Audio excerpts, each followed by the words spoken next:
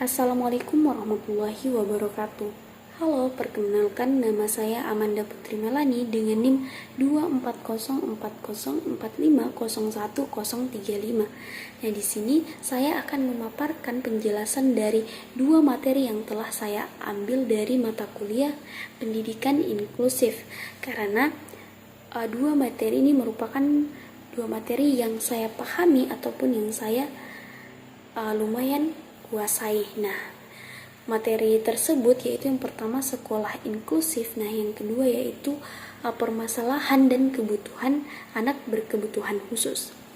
Sekolah inklusif. Nah, pembahasan pertama yaitu konsep sekolah inklusif. Nah, sekolah inklusif adalah sistem pendidikan yang menerima semua peserta didik tanpa membedakan latar belakang fisik, intelektual, emosional, sosial, ekonomi, ataupun kondisi khusus lainnya. Nah, dalam sekolah inklusif, anak berkebutuhan khusus ataupun ABK itu belajar bersama dengan anak-anak lainnya dalam satu ruangan yang sama.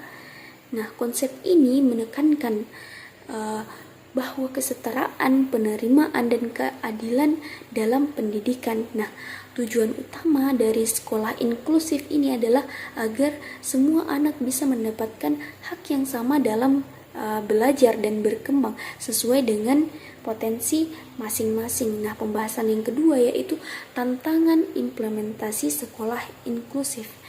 Nah, walaupun tujuan sekolah inklusif itu sangat mulia, penerapan sekolah inklusif menghadapi banyak tantangan. Nah, di antaranya yang pertama yaitu kurangnya pemahaman dan kesadaran dari guru, orang tua, dan masyarakat tentang pentingnya pendidikan inklusif, di mana banyak yang masih menganggap bahwa anak berkebutuhan khusus itu sebaiknya belajar di sekolah khusus. Nah, tantangan yang kedua yaitu fasilitas dan infrastruktur belum mendukung, seperti bangunan sekolah yang tidak ramah disabilitas, misalnya tidak ada jalur kursi roda ataupun tidak ada alat bantu dengar dan visual. Nah, tantangan yang ketiga yaitu keterbatasan jumlah dan kemampuan guru pendamping khusus atau GPK. Nah, tidak semua sekolah memiliki tenaga pendamping yang terlatih untuk mendampingi anak berkebutuhan khusus. Nah, tantangan yang keempat yaitu kurikulum yang terlalu kaku. Nah, kurikulum nasional seringkali tidak cukup fleksibel untuk menyesuaikan dengan kecepatan dan gaya belajar siswa dengan kebutuhan khusus. Tantangan yang kelima yaitu diskriminasi atau penolakan sosial, baik dari siswa lain, orang tua siswa, maupun masyarakat sekitar, yang bisa menyebabkan ABK merasa tidak nyaman atau tidak diterima. Nah, pembahasan yang ketiga yaitu strategi implementasi sekolah inklusif. Nah, agar sekolah inklusif ini bisa berjalan efektif dibutuhkan beberapa strategi yang terencana dan menyeluruh. Nah, pastinya diantaranya yaitu yang pertama pelatihan guru agar memahami pendekatan inklusif dengan mengenali jenis-jenis kebutuhan khusus serta bisa menerapkan metode pembelajaran yang beragam. Nah, yang kedua yaitu strategi yang kedua yaitu peningkatan fasilitas dan sarana penunjang seperti alat bantu visual, alat dengar, aksesibilitas fisik seperti RAM, lift, toilet ramah disabilitas, dan ruang konseling. Nah, yang ketiga yaitu keterlibatan tenaga ahli seperti psikolog, terapis okupasi, dan GPK untuk membantu proses belajar anak sesuai dengan kebutuhannya. Nah, strategi yang keempat penyesuaian kurikulum dengan cara membuat kurikulum yang fleksibel dan individual atau Individualized Education Program atau IEP. Nah, agar bisa mengakomodasi perbedaan kemampuan. Nah, strategi yang kelima yaitu sosialisasi dan edukasi ke masyarakat, termasuk orang tua, siswa, dan lingkungan sekolah. Nah, agar menciptakan budaya penerimaan terhadap keberagaman. Nah, pembahasan yang keempat yaitu peran guru dalam sekolah inklusif. Nah, guru adalah tokoh kunci dalam keberhasilan sekolah inklusif. Nah, peran guru diantaranya yaitu pertama menerima dan menghargai semua siswa tanpa diskriminasi serta memastikan semua anak itu merasa nyaman dan diterima di kelas. Nah, yang kedua yaitu mengadaptasi metode pembelajaran agar sesuai dengan kemampuan dan gaya belajar masing-masing siswa termasuk anak berkebutuhan khusus. Nah, yang ketiga yaitu bekerja sama dengan GPK dan tenaga ahli lainnya. Ini untuk mengidentifikasi kebutuhan siswa dan menyesuaikan rencana pembelajaran. Nah, selanjutnya yaitu menanamkan nilai toleransi, empati, dan kerjasama antar siswa agar tercipta suasana kelas yang inklusif dan harmonis. Peran yang selanjutnya yaitu membuat evaluasi yang adil dan fleksibel, yang dimana tidak hanya berdasarkan nilai akademik, tapi juga berdasarkan proses dan perkembangan individu. Nah, dari materi tadi ditarik kesimpulan sekolah inklusif adalah bentuk nyata dari pendidikan yang menghargai perbedaan dan memperjuangkan hak semua anak untuk belajar bersama. Nah, tantangan memang ada, tapi bisa diatasi dengan pelatihan guru, penyediaan fasilitas, keterlibatan ahli, dan dukungan masyarakat. Nah, guru juga berperan sangat penting sebagai pendidik, fasilitator, dan agen perubahan untuk menciptakan lingkungan belajar yang adil, terbuka, dan ramah bagi semua siswa. Masuk ke pembahasan materi kedua yaitu permasalahan dan kebutuhan anak berkebutuhan khusus. Nah, pembahasan pertama yaitu permasalahan yang dihadapi anak berkebutuhan khusus. Nah, anak berkebutuhan khusus seringkali menghadapi berbagai hambatan dalam proses belajar dan kehidupan sosialnya. Nah, adapun beberapa permasalahan utama yang telah saya rangkum. Yang pertama yaitu kesulitan akademik. Nah, ABK mungkin lambat membaca, menulis, berhitung, ataupun memahami materi pelajaran. Yang kedua yaitu kurangnya pemahaman dari lingkungan sekitarnya. Nah, banyak orang belum mengerti tentang cara menghadapi anak berkebutuhan khusus sehingga mereka sering disalahpahami ataupun diabaikan.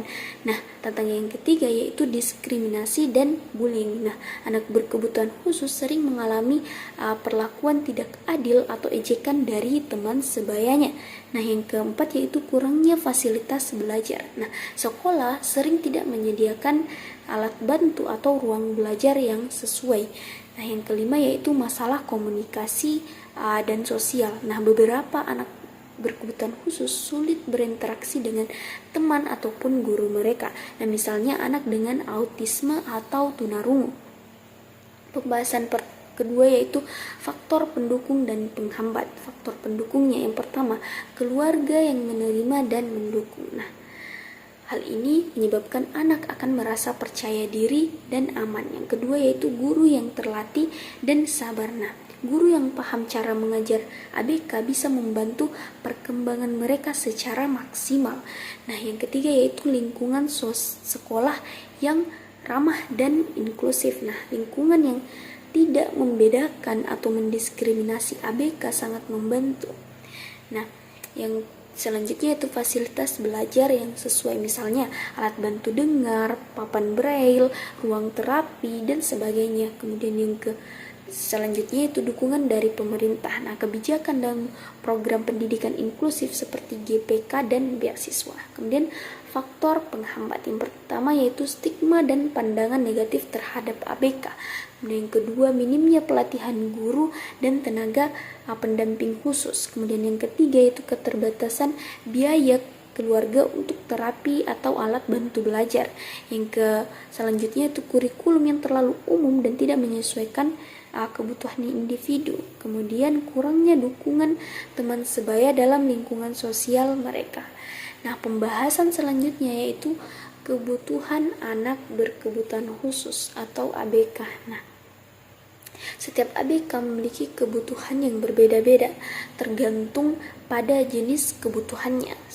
seperti fisik, intelektual, emosional, sensorik, dan lain-lain. Namun, secara umum mereka membutuhkan yang pertama itu pendidikan yang disesuaikan atau Individualized Education Program atau IEP. Nah, kedua, pendampingan dari guru atau tenaga ahli seperti terapis bicara, psikolog, atau GPK. Nah, yang ketiga itu lingkungan belajar yang aman, nyaman, dan ramah ABK. Kemudian yang keempat, alat bantu belajar seperti audiobook, papan braille, atau software khusus yang membantu anak ABK. Kemudian selanjutnya yaitu dukungan emosional dan sosial agar mereka tidak merasa terisolasi atau minder dari lingkungan sekitarnya. Kemudian solusi untuk anak berkebutuhan khusus. Nah, untuk anak berkebutuhan khusus untuk berkembang secara optimal dibutuhkan beberapa solusi. Yang pertama itu menerapkan pendidikan inklusif di semua sekolah agar ABK bisa belajar bersama anak lainnya dengan perlakuan yang adil. Kedua, melatih guru dan staf sekolah agar bisa mengenali, memahami, dan menangani ABK sesuai kebutuhannya. Nah, yang ketiga yaitu memberikan fasilitas dan alat bantu yang memadai baik dari sekolah maupun pemerintah. Nah, yang keempat yaitu melibatkan keluarga secara aktif agar dukungan di rumah sejalan dengan di sekolah. Yang kelima yaitu meningkatkan kesadaran masyarakat agar tidak lagi menstigma anak berkebutuhan khusus itu dan lebih terbuka dalam menerima perbedaan. Yang keenam yaitu mengembangkan kurikulum yang fleksibel agar bisa disesuaikan dengan kemampuan masing-masing siswa. Nah, dari pembahasan tersebut dapat ditarik kesimpulan anak berkebutuhan khusus atau ABK itu memiliki hak yang sama dalam mendapatkan pendidikan, namun mereka menghadapi berbagai permasalahan yang bisa menghambat perkembangan jika tidak ditangani dengan tepat.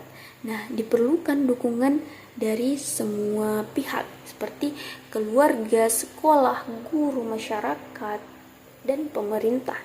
Nah, agar kebutuhan mereka bisa terpenuhi dengan strategi yang tepat, ABK bisa tumbuh, belajar, dan berprestasi seperti anak lainnya.